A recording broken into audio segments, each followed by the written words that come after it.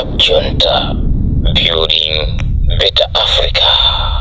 Tikulandireni konse kumene muli amalawi anzanga. Ine ndadzanso apa Club Junta ndi nkhani imene ikuchokera ku Times, ndipo amene akutiwerengera nkhanizi ndi Chisomo Chihana.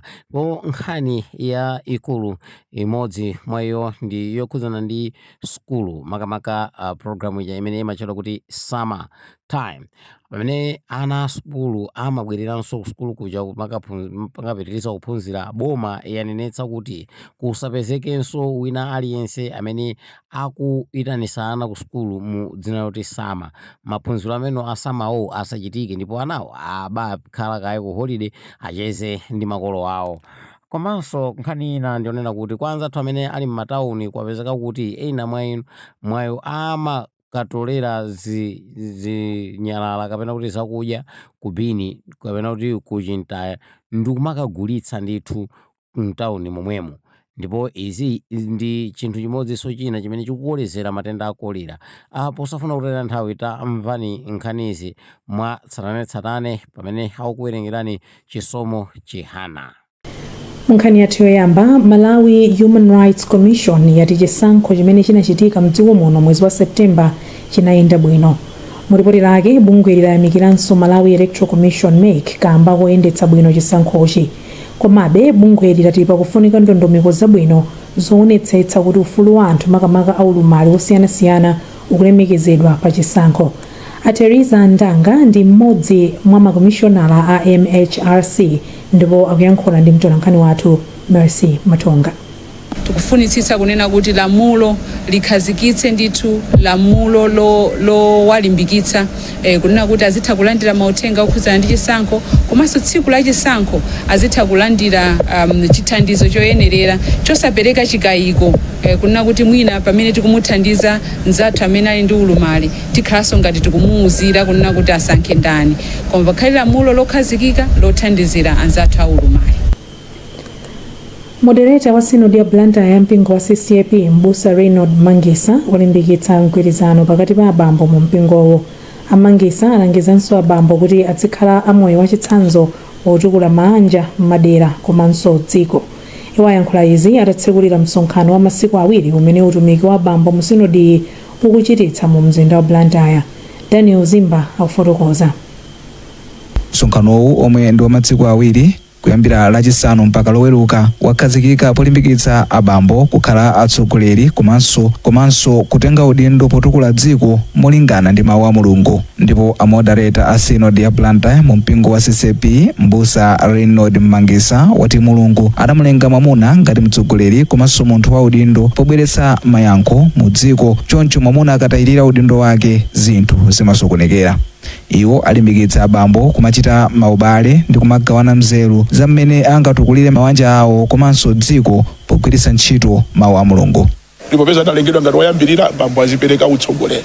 Komanso pomuyika munda wa Edeni Mulungu anamuwuza Adamu kuti ntchito yako ndiyo kuti uziyang'anira mundawu komanso kuwulima. Mangokamba kwakukulu kufunikira kwa abambo kukhala oyang'anira bwino chuma chimene Mulungu anachipereka kuchika mdziko komanso kusamalira anthu amene Mulungu anampatsa kuti awasamalire. Ndipo mkulu oona za utumiki wa abambo mu Sinodi Mbusa Moses Chitawo wati cholinga cha msonkhanowu ndi kulimbikitsa abambo magawo osiyanasiyana miyoyo yawo. Kwa chakugwa kumene achitika pa Genesis chapter 3 munthu anati acheni chimene Mulungu anamulengera. So angakhalenso kumbali ya azibambo kuli mavuto ambiri. Nchifukwa chake Blantyre Sinodi mamasomphenya ake omfikira munthu thupi moyo mzimu anaonanso kuti nkofunikira kuti kukhale utumiki wa azibambo okuti umwimpenso mzibambo abwerere pa chimene Mulungu anamkonza kuti. Amakufason Kapalamula kuchokera ku Presbytery ya Ntcheu mu mpingo wa CCAP anali nawo pamwambowu. Neyo ngati bambo zindithandizanso kwambiri kuti mwina ndisinthe machitidwe a zinthu komanso ndikukhala chitsanzo ku banja kumene ndichokera komanso kudera kumene ndikuchokera komanso kutinana kuti ndimayimirira ngati Presbytery ya Ntcheu ndi kuti ku Presbytery ya Ntcheu tikuyenera kuti tipereke uthenga umenewu. Msonkhanowu umachitika pakatha zaka ziwiri zilizonse, ndipo chaka chino pa msonkhanowu palinso akuluakulu ochokera ku masinodi a Nkhoma ndi Livingstonia mu mpingo wa CCAP. Mpingo wa ECG The Jesus Nation Church walimbikitsa anthu mchigawo chakumwera kuti apite ku mapemphero a usiku amene wakonza. mkulu wa mpingo mchigawo Bishop Anne Kauya wanena izi pamwambo olimbikitsa anthu kukapezeka kwa mapempherowa pa 31 December mu mzinda wa Lilongwe. Mamembala a mpingowu agawanso kalata zoyitana anthu okhala mu mzinda wa Blantyre kwa mapempherowa. Akauya akufotokoza. Tili pano kuitana anthu tikuwauza anthu za crossover imene Major One waichula kuti Victory Night. Aichula kuti Victory Night tonse tikuziwa kuti Major One wakhala kuvutika ndi milandu yosiyanasiyana kufikira pamene chipambano chinabwera pa moyo wawo. So ngati chipambano chinabwera pa mtumiki chimakhala chabwera pa dziko lonse. So tonse tikuziwa kuti chipambano chimenechi ndi cha tonse. Ndi chifukwa aipanga kuti Night of Victory. Ndiye tikuwaitana anthu kuti apite ku Lilongwe akasangalale nawo limodzi pa Victory imene onse amene akudwala, amene ni mavuto osiyanasiyana, amene ali ni milandu, amene nyengo zawo zizokakamira sizikusintha, usiku menewo akalandira chipambano ndipo moyo wawo sukakhala chimodzimodzi. 2026 anthu ambiri akhala ndi chipambano chino chimene azipanga. Akatswiri ati ali mang'ono akukumanabe ndi mavuto ambiri amene akuwalepheretsa kupeza misika ya phindu ya zokolola zawo. Mkulu wa Agricultural Commodity Exchange for Africa Esther Kawale watinso alimi ambiri samadziwa kumene angapeze misika yokhazikika ya zokolola zawo. Akawale ayankhula izi pa msonkhano okambirana za misika yokhazikika ya zokolola umene wachitikira mu mzinda wa Lilongwe. Rebecca Chimchika Matemba wadza ndi zambiri. Kawale anati kusowa kwa ndalama zobwereketsa alimi komanso zipangizo za ulimi zotsika mtengo ndi vuto limene alimi akuluakulu komanso ang'onoang'ono akukumana nalo. Iye anati alimi ambiri amakumana ndi mavuto ogulitsa zokolola zawo chifukwa chosowaso misika komanso chidziwitso komwe alimiwo angagulitse zokolola zawozo. Ndikunali kuti tione kuti kodi eni yake amene ali alimi amene amalima how best can they akhoza kupindula bwanji ndi ma structured markets. Titani kuti iwowa akhalemo azitha kugwiritsa nawo ntchito ma structured markets amene tikuona ma big processors, ma big buyers akupanga nawo benefit. Ndipo mmodzi mwa anthu ochita kafukufuku ku sukulu ya Uluwana Athabi Chilongo ati boma likuyenera kupititsa patsogolo misewu komanso mosungiramo zinthu kuti alimi adzitha kusunga zinthu zawo pabwino komanso kuthandiza kugulitsa zinthu zawo ku misika yabwino. Tinapeza kuti ndithu kafukufuku amene aonetsa kuti zimene zinizofunikira zikhoza kutukula chuma chathu cha dziko lino, koma kuti zichitike pakufunika zambiri zokuti mbali zonse sitingangosiyira boma lokha ngakhale bomalo ndi limene lili ndi mbali yayikulu chifukwa ndi imene lingapange zonena kuti misikayi iziyenda bwinobwino kumatona kuti aliyense ali ndi gawo lake kuyambira boma, kuyambira ifeyo ngati akafukufuku komanso alimi eni yake komanso ogula mbewu. Padakali pano mkulu wa bungwe la Agra kuno ku Malawi Elufe Banda Nyirenda wati cholinga cha bungwe lawo ndi kuonetsetsa kuti alimi mdziko muno akugulitsa zokolola zawo kudzera m'misika yokhazikika komwe angapeze mitengo yabwino.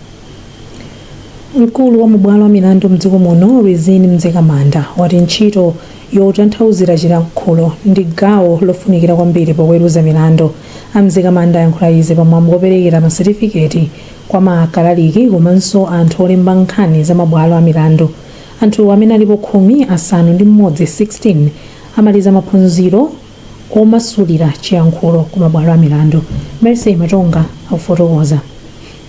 Mzekamanda anati maphunziro wandofunika kwambiri kamba kuti mabwalo a mdziko muno nthawi zambiri amagwiritsa ntchito Chingerezi pomwe anthu ambiri mdziko muno amayankhula Chichewa.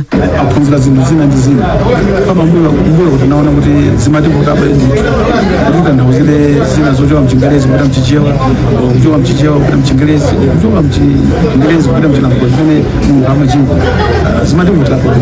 Ndipo mmawu ake mmodzi mwa akuluakulu ochokera ku sukulu ya ukachenjede ya Nzuzu a Wellman Kondowe anati pa nthawi ya mulandu wa chisankho mu chaka cha 2019 panaoneka zovuta zambiri maka pa nkhani yomasulira chiyankhulo. Timafunanso adziwenso kuti no kwenikweni kamati kumasulira nkhani kumayenda modani mkhoti komanso adziwe kuti malamulo amachitani pa nkhani zotanthauzira nkhani mkhoti, komanso timafuna adziwe mawu ena ndi ena amene amakhala kumvukirapo tikamatanthauzira.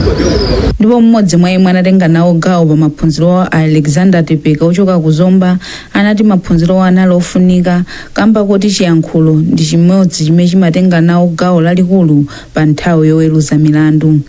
Maphunziro amene atithandiza mochulukira kwambiri chifukwa kuti kuchite interpret mawu a malamulo, kuti munthu amene wabwera kuzasoma kapena wasumiridwa kuti amve kuti chilungamo chayenda motereka amafunika kuti atanthauziridwe momveka bwino.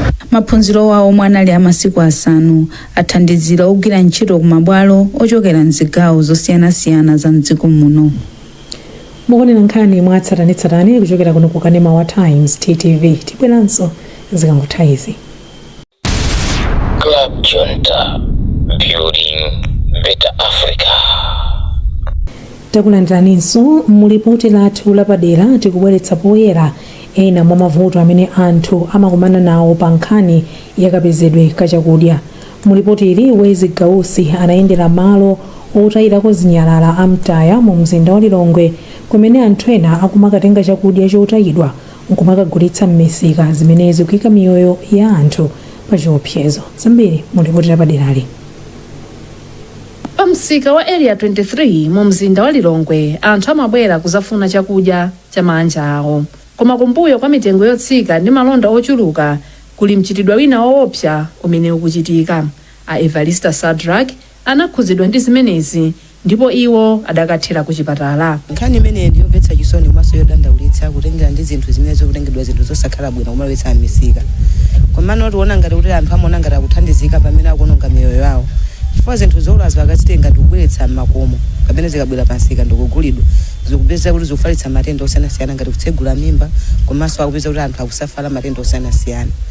Ndiye timapempha ngati kuli kotheka mchitidwe umenewu timafuna tuuchepe. Kukaliyeka kufupi ndi dera lomweli kuli a Frank Matapa akunena kuti amadziwa komwe nyama zina zimachokera. Akuti anthu amapita kumalo kumene kumatayidwa zinthu ndikukatenga chakudya chimene chatayidwa kubweresanso m'misika. Ndizoona kuti wali kuipa kwakukulu ndi mavuto amabweresa mamwaka maka kunkhani yokatenga zinthu zoonongeka munga nkhuku zolamikaka kwambiri chomwe chimachitika zimene ndi umphawi. Koma umphawiyo sukhala wabwino chifukwa umapereka mavuto kwa anthu achete oti zinthu sizutani sizikuwakhuza. Choncho kufunika kuti mfundo zimene zizifatikhazikise kuti zinthu zimene zisamachitike. Times inapita kumalo kumene kumatayidwa zinthu mu mzinda wa Lilongwe kuti akazionere okha. Club Junta, building better Africa.